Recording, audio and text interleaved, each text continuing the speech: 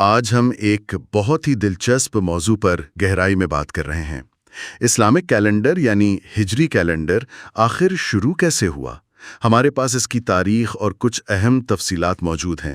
اکثر یہ سوال ذہن میں آتا ہے کہ بھئی یہ کیلنڈر بنا کیسے، اس کا پہلا سال کس واقعے سے جڑا ہے؟ چلیں ذرا سمجھتے ہیں اس کو۔ جی بالکل، اور یہ صرف ایک کیلنڈر کی کہانی نہیں، یہ دراصل اسلامی تاریخ کے ایک بہت بڑے موڑ کی کہانی ہے۔ تو سب سے پہلے تو یہ بتائیے کہ وہ کون سا مرکزی واقعہ تھا جس کو اس کیلنڈر کا نقطۂ آغاز مانا گیا؟ مطلب سال اول کہاں سے شروع ہوا؟ وہ واقعہ تھا حضرت محمد صلی اللہ علیہ وسلم کا مکہ سے مدینہ ہجرت فرمانا۔ اسی اہم واقعے کو بنیاد بنا کر اسلامی کیلنڈر کا پہلا سال یعنی 1 ہجری شمار کیا گیا، اور یہ فیصلہ صحابہ کرام کے مشورے سے ہوا تھا۔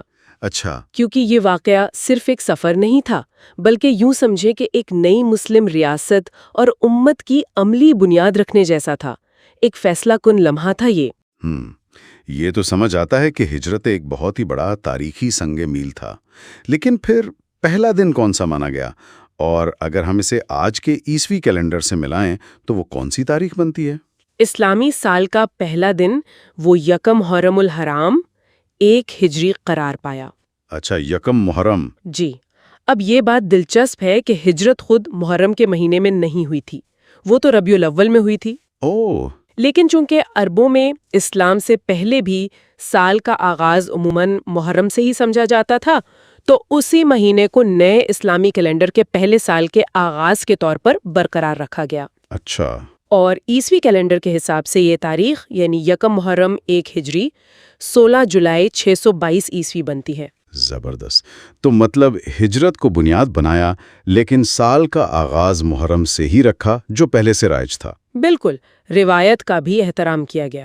اب یہ بتائیے کہ یہ تو طے ہو گیا کہ سال ہجرت سے شروع ہوگا، دن یکم محرم ہوگا، لیکن اسے باقاعدہ سرکاری طور پر کس نے اور کب نافذ کیا؟ اسے باقاعدہ سرکاری حیثیت دوسرے خلیفہ حضرت عمر فاروق رضی اللہ عنہ نے دی، اور یہ ہوا تقریباً 17 ہجری میں۔ 17 ہجری میں، یعنی ہجرت کے کافی سال بعد۔ جی ہاں، اس وقت تک اسلامی ریاست کافی پھیل چکی تھی، انتظامی معاملات تھے، خط و کتابت ہوتی تھی، معاہدے ہوتے تھے۔ تو ان سب پر تاریخ درج کرنے میں ایک یکسانیت کی ضرورت محسوس ہو رہی تھی، کیونکہ اس سے پہلے مختلف علاقوں میں لوگ مختلف اہم واقعات سے سال گن لیتے تھے، جس سے ظاہر ہے الجھن پیدا ہوتی تھی۔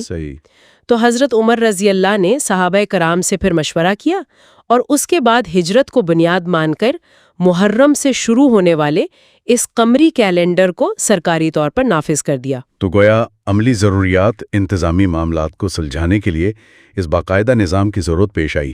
تو خلاصہ پھر یہ ہوا کہ ہجری کیلنڈر کا آغاز ہجرت مدینہ کے عظیم واقعے سے ہوا۔ جی، پہلا دن یکم محرم 1 ہجری تھا، جو 16 جولائی 622 عیسوی کے مطابق ہے۔ بالکل، اور اسے باقاعدہ طور پر حضرت عمر رضی اللہ عنہ نے تقریباً 17 ہجری میں نافذ کیا۔ بالکل صحیح۔ اور یہاں ایک اور دلچسپ بات یہ ہے جو شاید غور طلب ہے کہ بہت سے دوسرے کیلنڈرز کے برعکس، جیسے شمسی کیلنڈر ہیں جو موسموں یا سورج کی گردش سے جڑے ہیں، اس اسلامی کیلنڈر کی بنیاد کسی فلکیاتی واقعے پر نہیں بلکہ ایک تاریخی اور روحانی اہمیت کے حامل واقعے یعنی ہجرت پر رکھی گئی۔ یہ چیز اس کیلنڈر کو صرف وقت گننے کا ایک پیمانہ نہیں رہنے دیتی، بلکہ یہ اسے مسلمانوں کی اجتماعی یادداشت، ان کی تاریخ اور ان کی شناخت کا ایک اہم حصہ بنا دیتی ہے۔ یہ واقعی ایک منفرد پہلو ہے کہ بنیاد ایک تاریخی واقعہ ہے۔